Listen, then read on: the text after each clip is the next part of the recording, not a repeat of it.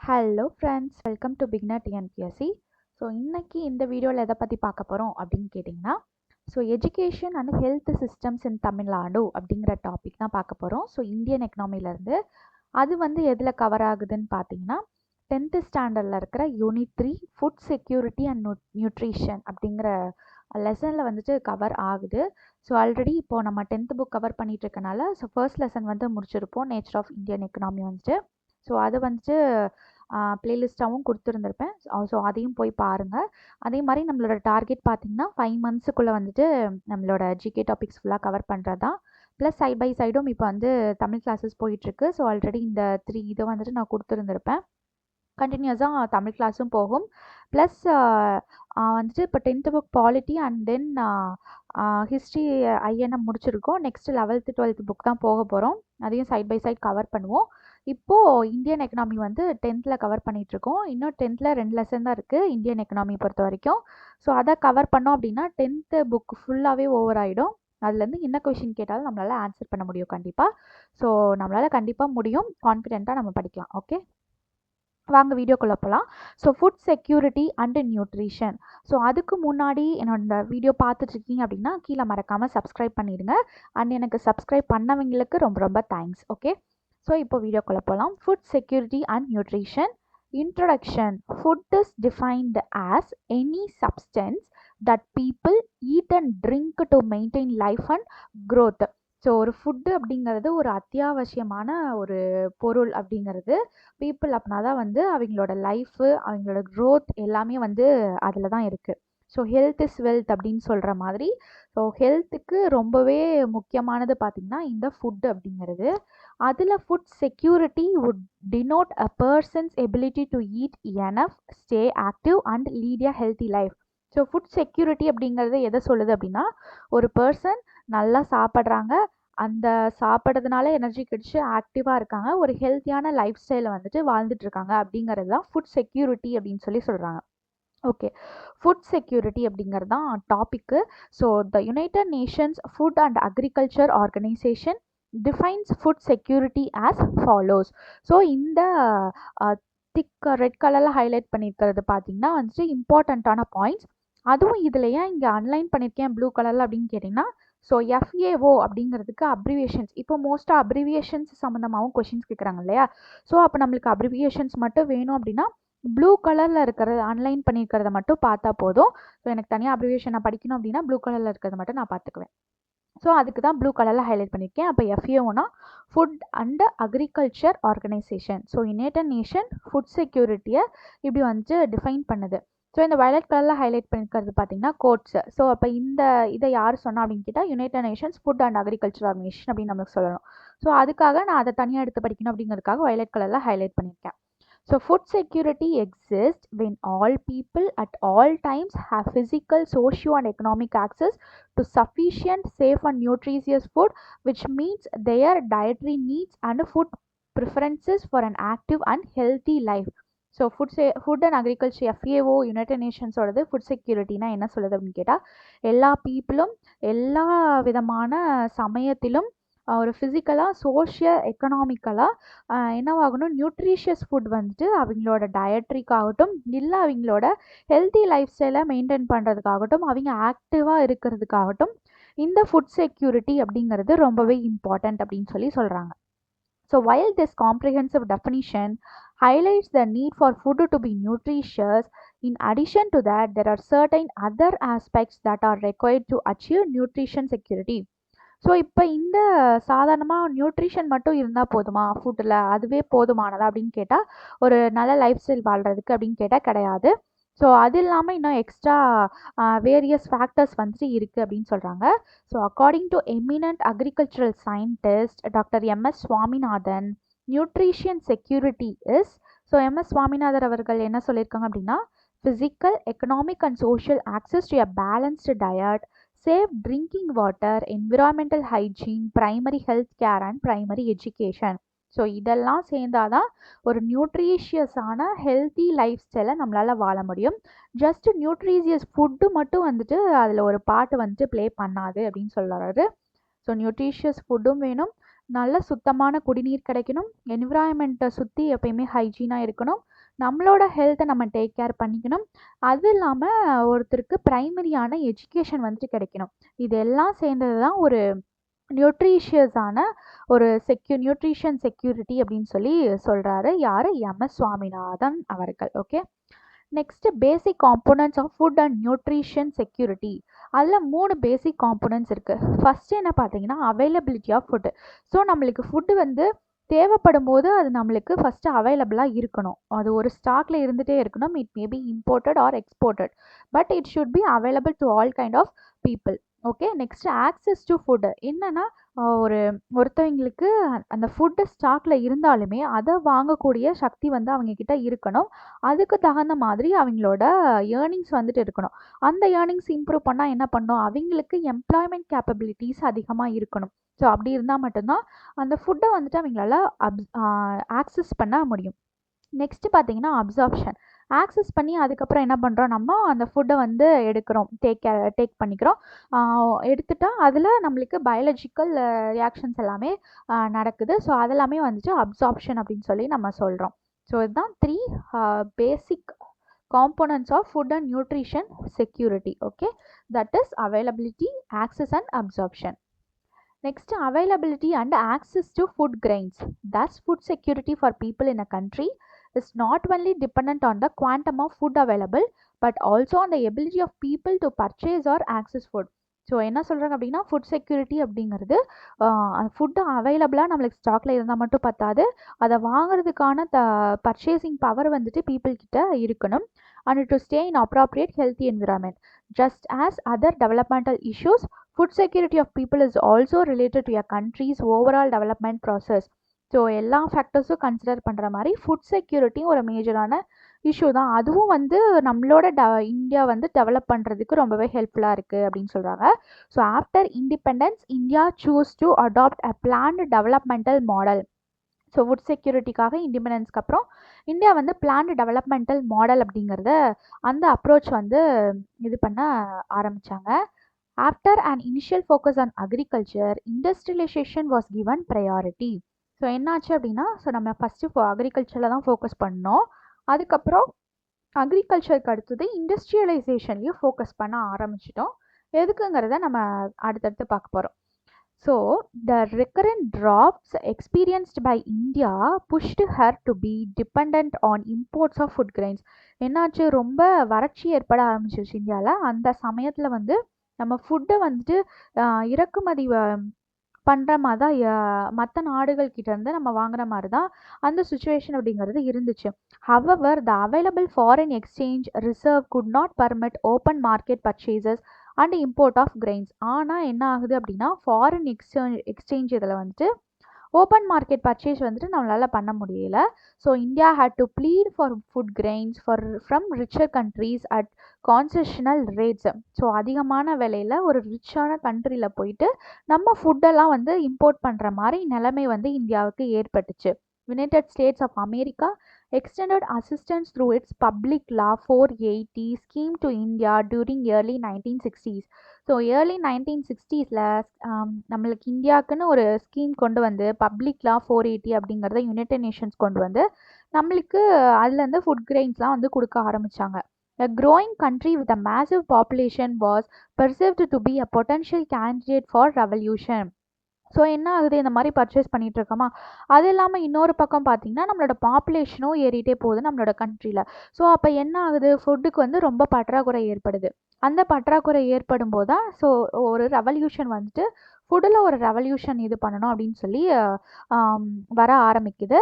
The American administration and philanthropic organisations like Ford Foundation formulated a plan to increase food production in the country by introducing high yield varieties, HYV னா high yielding varieties of wheat and rice. என்ன பண்ணுறாங்க, அப்போ தான் யார் கொண்டு வரா, fort foundation அப்படிங்கிறவங்க வந்து எங்கள் அமெரிக்கன் அட்மினிஸ்ட்ரேஷன்லேருந்து ஃபோர்ட் ஃபவுண்டேஷன் நம்மக்கிட்ட ஒரு பிளான் கொண்டு வராங்க. என்னென்னு கேட்டிங்கன்னா ஃபுட் ப்ரொடக்ஷனை இம்ப்ரூவ் பண்ணுறோம். எதை வச்சு இம்ப்ரூவ் பண்ண போகிறோம் அப்படின்னா ஹை yielding வெரைட்டிஸ் உள்ள வீட் அண்ட் ரைஸையும் வந்துட்டு நம்மளோட கண்ட்ரியில் பிளான்ட் பண்ணி அதை வந்துட்டு நம்ம ஃபுட்டாக கன்சியூம் பண்ணலாம். ஸோ தட் வந்துட்டு நம்மளோட பாப்புலேஷனுக்கு எல்லாமே வந்துட்டு ஃபுட்டு வந்து அவைலபிளாக இருக்கும் அப்படிங்கிறதுக்காக.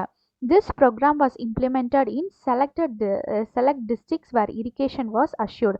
ஸோ எல்லா இடத்துலையும் எல்லா ஸ்டேட்ஸ்லேயும் வந்து அந்த ஹெச்ஒய்வி வீட் அண்ட் ரைஸ் வந்து இது பண்ணிட்ட முடியுமா அப்படின்னு கேட்டால் அறுவடை பண்ணி இது பண்ண முடியுமா அப்படின்னு கேட்டால் முடியாது. எங்கே வந்து இரிகேஷன் இருக்கோ அங்கே மட்டும்தான் வந்து அந்த வீட் அண்ட் ரைஸையும் வந்து பிளான் பண்ண முடியும்.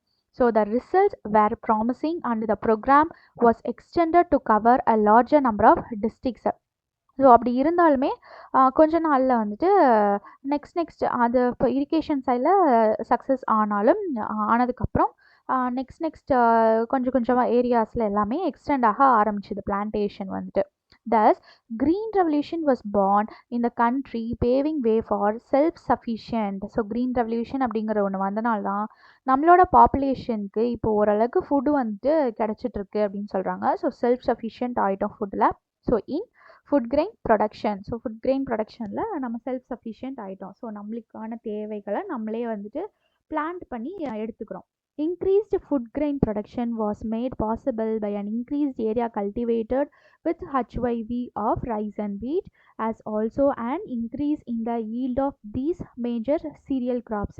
ஸோ இந்த HYV wheat and rice introduce பண்ணனால மட்டும்தான் நம்மளுக்கு என்னாச்சு அப்படின்னா நம்மளோட ஃபுட் கிரெயின்ஸ் ப்ரொடக்ஷனில் வந்து நம்ம செல்ஃப் சஃபிஷியன்ட் ஆனோம். Area under food grains was a little more than 98 million hectares during early 1950s. So early 1950s 98 million hectaresல இந்த ஃபுட் கிரெயின் வந்து நம்ம பிளான் பண்ணியிருக்கோம். The country was producing just 54 million tons of food grains, then with an average yield of food grains of 547 kg per hectare. So ஒரு ஹெக்டேருக்கு so மொத்தமாக 98 million hectares 1950 plan பண்ணியிருக்கோம். அதில் 44 million ton food grains வந்து நம்மளுக்கு கிடச்சிருக்கு. ஆவரேஜாக ஒரு ஹெக்டேருக்கு வந்து 547 kg வந்துட்டு நம்மளுக்கு கிடச்சிருக்கு food grains. The food situation had steadily improved over a period of 65 years. So 65 வருஷத்துலேயே ஃபுட் கிரெயின்ஸ் வந்து நம்ம ஸ்டெடியாக பிளான் பண்ண ஆரம்பிச்சாச்சு. Area under food grain cultivation has grown to 122 million hectares. So எத்தனை ஹெக்டர்ஸ் வந்துட்டு 98 million hectares இருந்துச்சு. இப்போ எத்தனை ஹெக்டேர்ஸாக மாறிடுச்சு அப்படின்னா 122 ஹெக்டேர்ஸாக மாறிடுச்சு. With an increase of 5-fold increase in food grain production. So என்னாச்சு 5-fold 5 மடங்கு வந்து ஃபுட் கிரெயினை வந்து நம்ம இன்க்ரீஸ் பண்ணிட்டோம். Yield of food grain has increased 4-fold between the time of independent and at present. இப்போ எத்தனைவா இன்க்ரீஸ் ஆகிட்டு இருக்கு அப்படின்னா 4-foldடாக இன்க்ரீஸ் ஆகிட்டு இருக்கு. ஸோ இதுதான் ஃபுட் கார்ப்பரேஷன் ஆஃப் இந்தியா FCIயோட சிம்பிள். ஓகே, நெக்ஸ்ட் பார்த்தீங்கன்னா this growth in food grain production was made possible by the HYV program, which was implemented as a package. Apart from introducing fertilizer responsive high yielding varieties of rice and wheat, it ensured the availability of subsidized chemical fertilizers for the farmers. So ஃபெர்டிலைசர்ஸும் வந்துட்டு high yielding வெரைட்டிஸ்க்கு ஃபெர்டிலைசர்ஸும் வேணும். So அதனால் கொஞ்சமாக என்ன ஆரம்பிச்சது, ஃபார்மர்ஸும் chemical fertilisers use பண்ண ஆரம்பித்தாங்க. cheaper farm credit was distributed to farmers through cooperative banks and societies. So என்ன பண்ணாங்க, நிறையா இந்த மாதிரி மானியங்கள் எல்லாமே கொடுக்க ஆரம்பிச்சிட்டாங்க. அடுத்தது பார்த்தீங்கன்னா MSP சொல்லுவோம். MRPயில் MSPன்னு பார்த்தீங்கன்னா மினிமம் சப்போர்ட் ப்ரைஸ்ன்னு சொல்லுவோம். MSPனா minimum support price. The crops were announced at the beginning of the season and the state procured the harvested grains through the Food Corporation of India. So Food corporation of India என்ன பண்ணியிருக்காங்க அப்படின்னா, so வந்துட்டு minimum support price அப்படிங்கிற ஒன்றை introduce பண்ணியிருக்காங்க. எதுக்காக அப்படின்னா ஃபார்மர்ஸுக்கு வந்துட்டு சப்போர்ட் பண்ணுறதுக்காக. ஸோ இப்போ வந்து அவங்க நிறையா ஈல்டிங்ஸ் பண்ணிட்டு இருந்தாலுமே ஸோ அதை கொண்டு போய் மார்க்கெட்டில் வந்து விற்கணும். அதுக்கான விலை அவங்களுக்கு கிடைக்கணும். ஸோ இப்போ அதுக்கான விலை கிடைக்கல அப்படின்னா இப்போ அவங்க விற்கிறத விட இங்கே MSP வந்துட்டு அதிகமாக இருந்துச்சு அப்படின்னா டைரெக்டாக அவங்க வந்து ஃபுட் கார்ப்பரேஷன் ஆஃப் இந்தியா கிட்ட வந்து அவங்களோட ப்ராடக்ட்ஸ் வந்து சேல் பண்ணலாம்.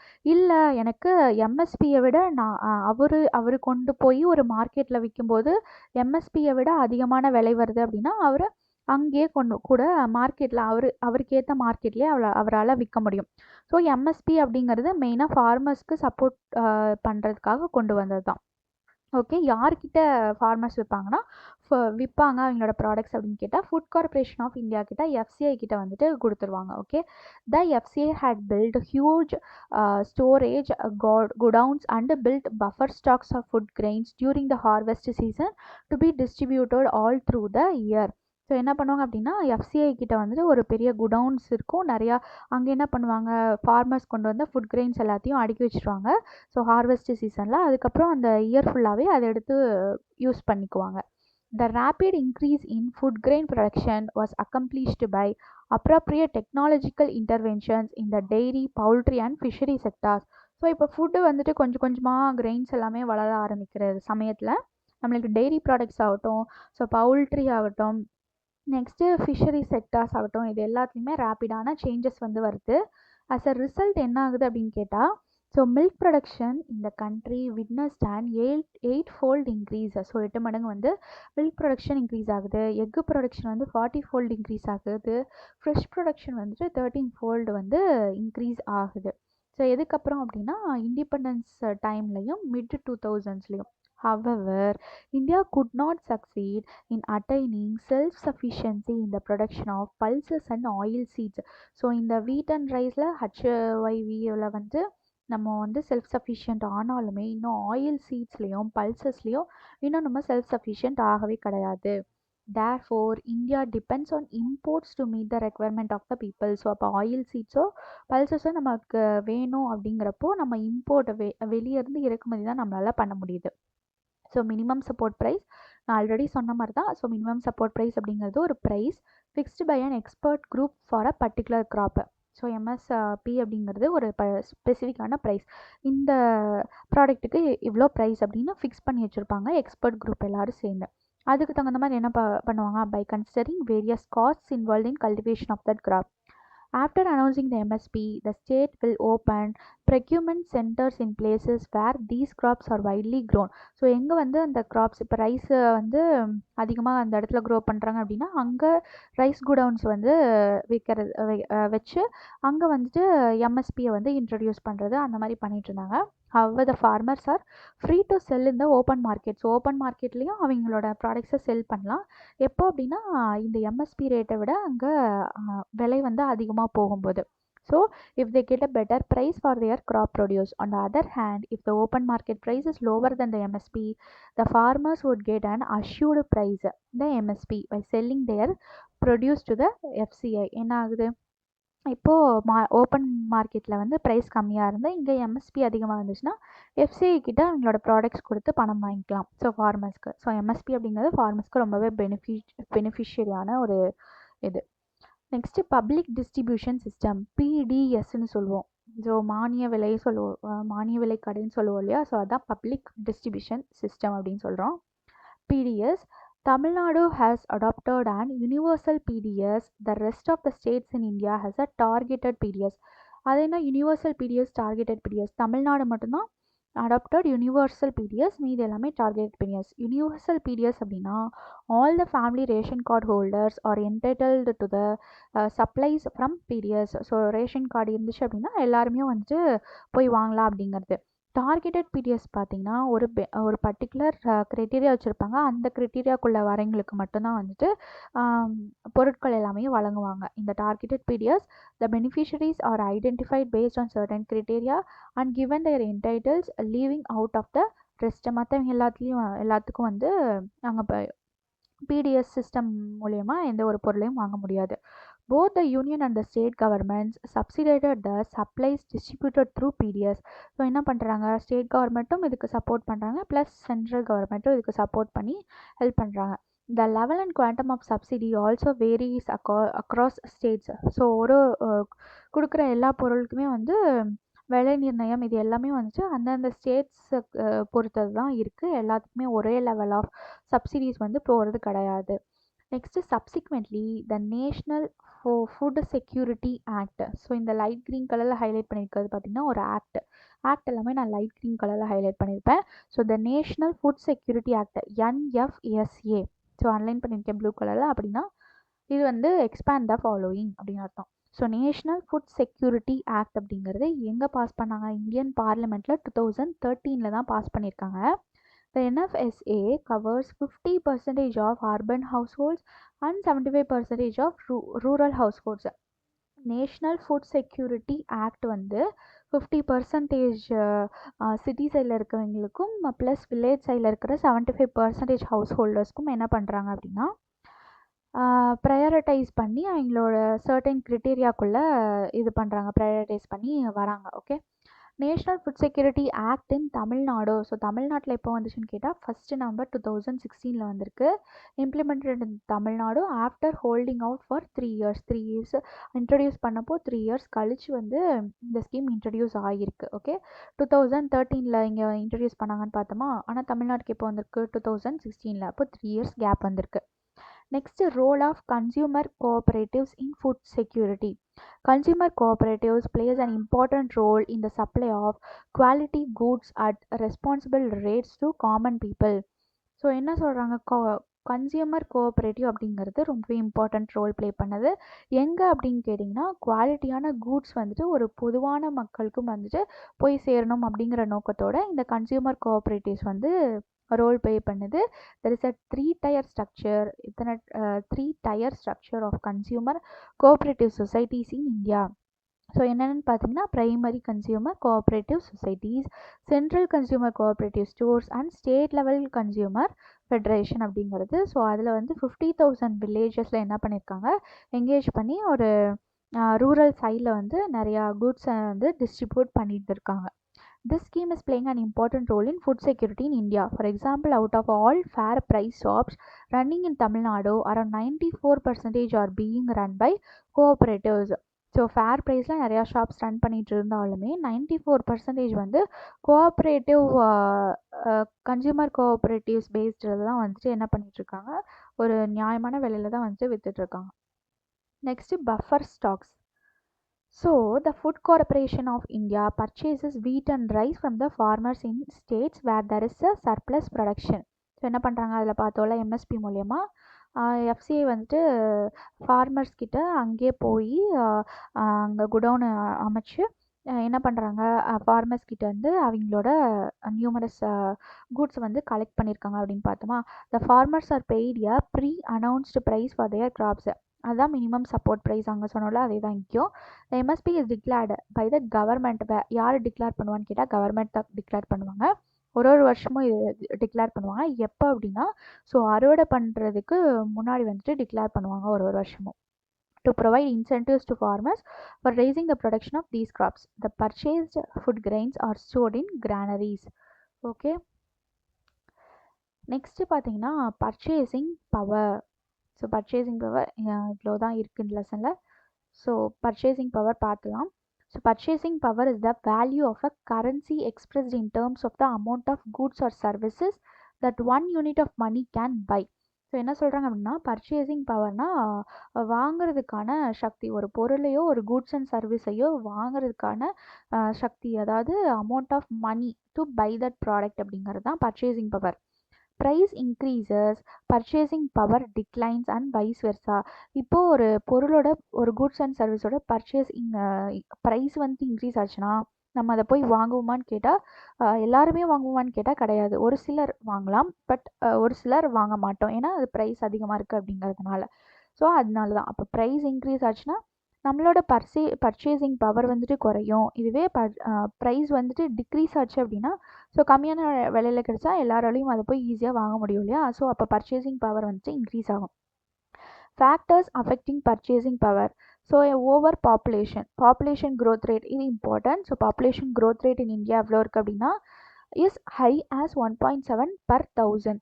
ஸோ 1000 பீப்புள்ஸுக்கு 1.7 வந்துட்டு அதிகமாகவே தான் இருக்குது பாப்புலேஷன் க்ரோத் அப்படிங்கிறது. So larger population leads to increasing demand. So முதலே சொல்ல மாதிரி தான் பாப்புலேஷன் இன்க்ரீஸ் ஆனதான் நம்மளோட ஃபுட் கிரெயின்ஸ் எல்லாத்தையுமே வெளிநாட்டிலேருந்து இம்போர்ட் பண்ணுற மாதிரி வந்துச்சுன்னு சொல்லுவோம் இல்லையா. ஸோ அதான் இங்கே சொல்லியிருக்காங்க. இப்போ லார்ஜ் பாப்புலேஷன் இருந்துச்சு அப்படின்னா டிமாண்ட் வந்துட்டு அதிகமாகும். அதனால என்ன ஆகுது, so the normal price level being going and higher. So நார்மலாக விற்கிறது கூட விலை வந்துட்டு அதிகமாக தான் விற்கிறாங்க. அதனால என்ன ஆகுது, பர்ச்சேசிங் பவர் வந்துட்டு அஃபெக்ட் ஆகுது. Next increasing prices of essential goods. So முக்கியமான பொருட்கள் எல்லாத்துக்குமே வந்து விலையை அதிகப்படுத்துறதுனால பர்ச்சேசிங் பவர் டிக்ரீஸ் ஆகுது. Even though there has been a constant growth in the GDP and growth opportunities in the Indian economy, there have been steady increase in the prices of essential goods. The continuous rise in the price erodes the purchasing power and adversely affect the poor people. So poor பீப்புளால் ஒரு எசென்ஷியலான ஒரு கூட்ஸுக்கே வந்துட்டு ரொம்ப விலை அதிகமாக வைக்கும்போது ஒரு புவர் பீப்புள்னால அதை வந்து பர்ச்சேஸ் பண்ணுறதுக்கான பவர் வந்துட்டு கம்மியாகுது. Next demand for goods. When demand for goods increases.